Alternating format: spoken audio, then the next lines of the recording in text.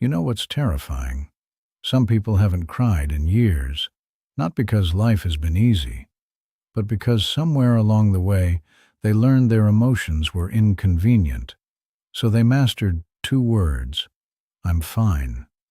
Even when their chest feels tight, even when they can't sleep, even when they feel emotionally disconnected from everyone they love. And the strange part? Most people don't realize emotional suppression doesn't erase pain. It just changes where the pain lives.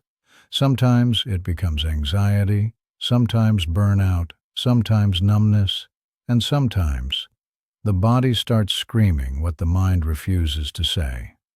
What nobody tells you is this: ignoring your emotions still counts as experiencing them. We live in a culture that rewards emotional performance. Be productive, be composed, be chill.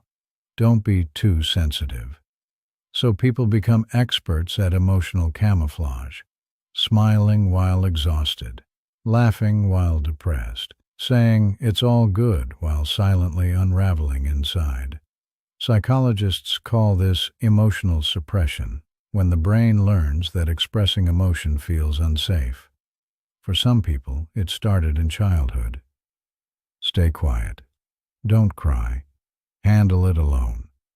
And over time, emotional shutdown becomes automatic. But the body keeps score. Stress hormones stay elevated. Muscles stay tense. The nervous system never fully relaxes.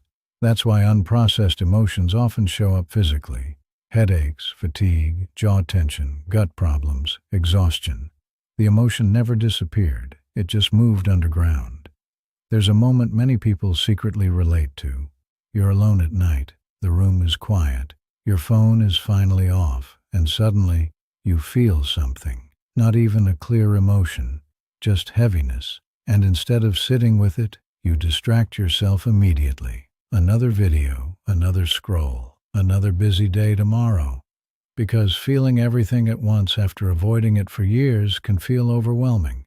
But healing doesn't begin when you become stronger. It begins the moment you stop abandoning yourself emotionally.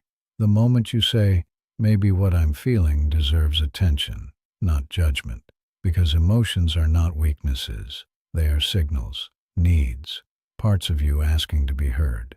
So tonight, ask yourself, what emotion have I been trying hardest not to feel? And then ask, what would happen if I stopped fighting it for 5 minutes? Healing often starts with emotional honesty, not perfection.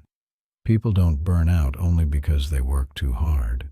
Sometimes they burn out because they've spent years pretending they don't hurt.